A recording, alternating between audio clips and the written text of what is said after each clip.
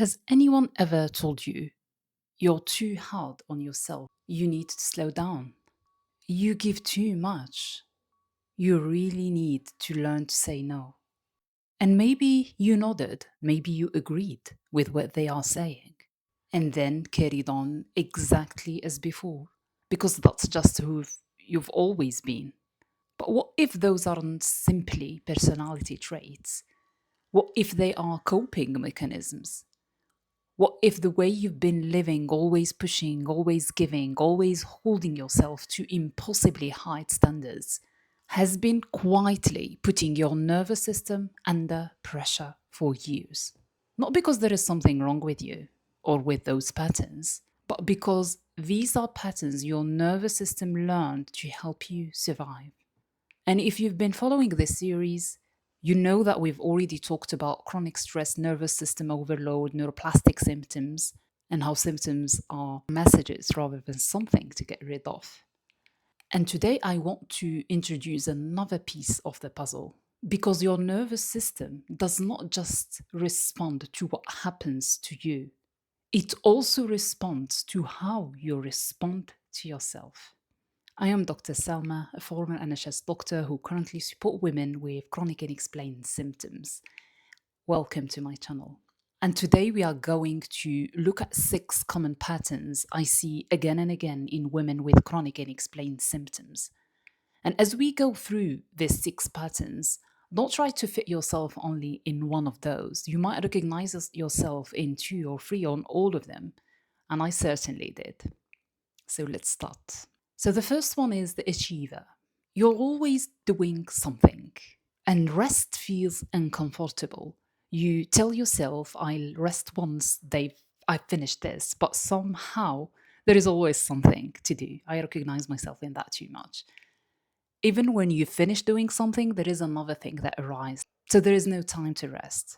And you probably became known as the strong one, the reliable one, the one who can cope. People admire how much you can get done.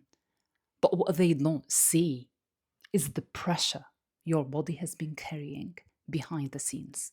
For years, your nervous system has been hearing the same message. Keep going. Don't stop. Don't waste your time. Eventually, your body starts speaking. I can't keep doing this anymore. And the language of the body is symptoms. The second one is the helper. Maybe you are the helper. Everyone else needs seem to come first. You notice when someone else is struggling, you want to help, you find it difficult to say no, even when you are exhausted and your body is screaming at you. You give and give until one day your body says, I've got nothing left. The exhaustion you feel isn't a weakness, it's years of invisible labor that nobody, including you, fully noticed. The perfectionist. Maybe you are the perfectionist. Nothing ever feels quite good enough. Not your work, not your parenting, not your healing or recovery journey. And somehow, the standards you hold yourself to are far higher than the standards you expect from anyone else. Another box to tick, another improvement to make, another reason you should have done better. Living like that creates that constant internal pressure, and your nervous system will never get messages that it's safe or that your body is safe because they always feel like something still needs fixing. The controller. Maybe you are someone who likes to stay in control, not because you are controlling, but because control feels safe. You think ahead, you plan ahead, you prepare for every possibility. You feel responsible for making sure everything goes well. Because if you can manage everything, nothing can go wrong, even if it's something that's outside of your control. Except that keeping yourself on high alert all day, every day, is exhausting. And that hypervigilance has a physical cost. The fifth one is the anxious. Some people don't even realize they are doing this anymore. Your mind is constantly scanning your environment, scanning conversations, scanning your body, looking for the sign that something might be wrong. You prepare for the worst without even noticing you are doing it. Your nervous system never really switches off because it's constantly worrying about what is coming. It stays alert, always watching, waiting, and over time, that constant alertness becomes incredibly draining. The sixth one is the people pleaser.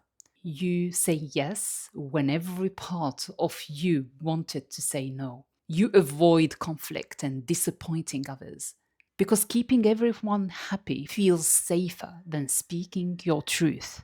And then somewhere along the way, your nervous system learned that being accepted, being useful, and easy to be around was the safest place to be. So your own needs became quieter until eventually your body started speaking for you.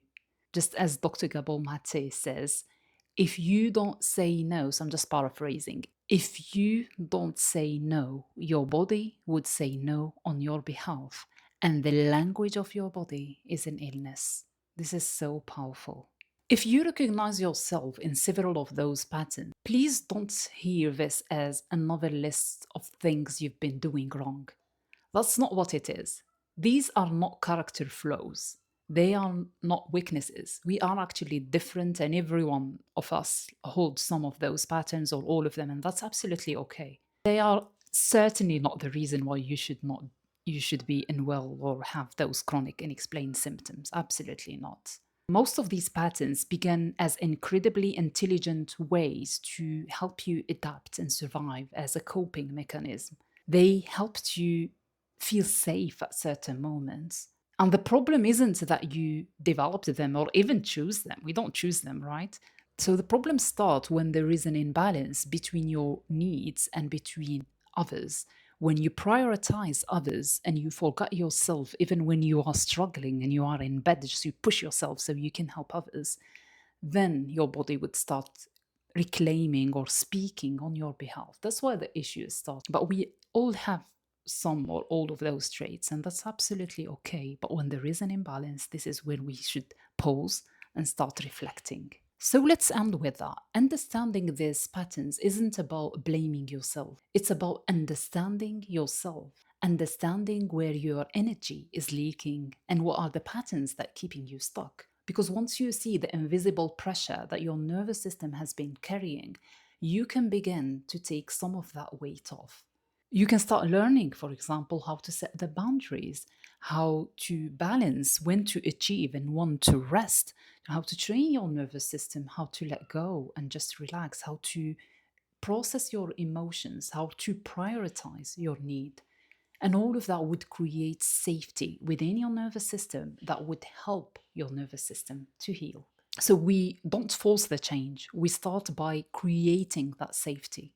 Because when your nervous system and your body feel safe, it becomes much easier for the healing to happen. And remember, the first step towards healing and recovery is self-awareness, is knowing yourself. This is the most first crucial step.